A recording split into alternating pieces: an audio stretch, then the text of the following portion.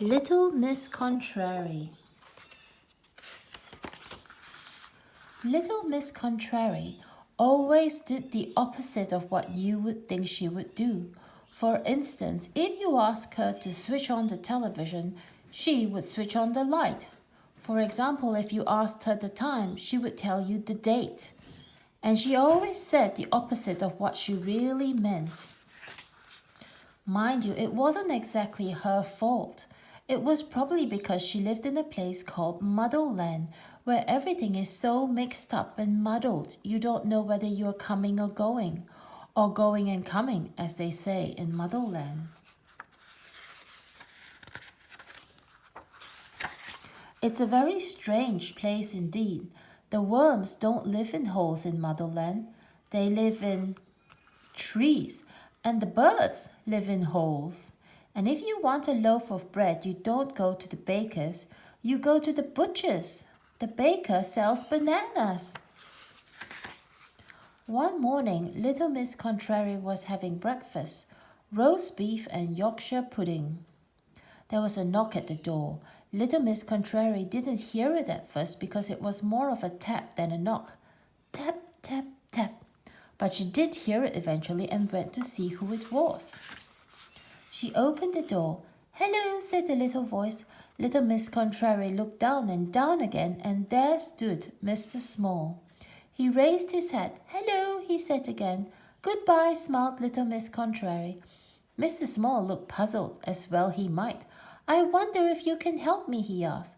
Little Miss Contrary smiled. "Of course I can't," she said. "Oh dear," said Mr. Small. "You see, I'm lost." "Well," she said, "nice to meet you, Mr. Lost." No, said Mr. Small. "I'm trying to find someone called Little Miss Contrary." "Thank you," laughed Little Miss Contrary. "I have a letter for her," said Mr. Small. "Oh, bad," she says. "I don't get any telephone calls." "I think I'll go," said the confused Mr. Small. "Goodbye." "Hello," said Little Miss Contrary and shut the door. Mr. Small went home, shaking his head. The letter was from Mr. Happy, inviting little Miss Contrary to his birthday party.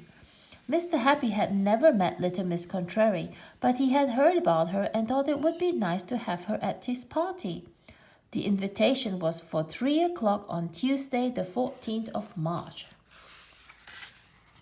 At 2 o'clock on Monday, the 13th of March, little Miss Contrary knocked on Mr. Happy's door. "Happy Christmas," said little Miss Contrary, and thrust the parcel into Mr. Happy's hands. Mr. Happy was puzzled. "Who are you?" he asked. "I'm Little Miss Sunshine," replied little Miss Contrary. "No, you're not," said Mr. Happy. "I know little Miss Sunshine, and she's not a bit like you."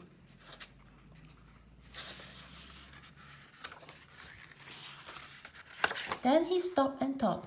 "Oh," he smiled. "I know who you really are. You're Little Miss Contrary, aren't you? I've heard that you always say and do the opposite of what you mean." "You better come in," said Mr. Happy. "No, thank you," smiled little Miss Contrary. Mr. Happy led her into his living room. "What a horrible room," she said. Mr. Happy grinned. He was beginning to realize that everything he had heard about little Miss Contrary was true. "Would you like a cup of tea?" he asked.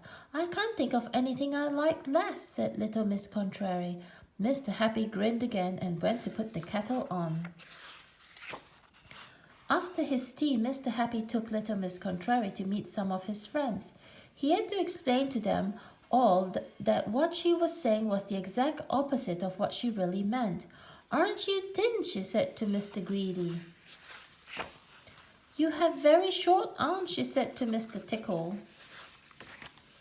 "I like your beard," she said to Mr. Fussy. "Well," she said eventually, "thank you for the most perfect afternoon. Now I must go home before it gets light." "Perfect?" asked Mr. Happy. "Perfectly dreadful," she agreed, and off she went.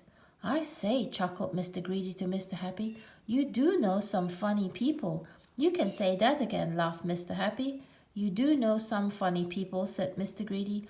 Mr. Happy grinned and went home. At home, Mr. Happy remembered the parcel that little Miss Contrary had given him.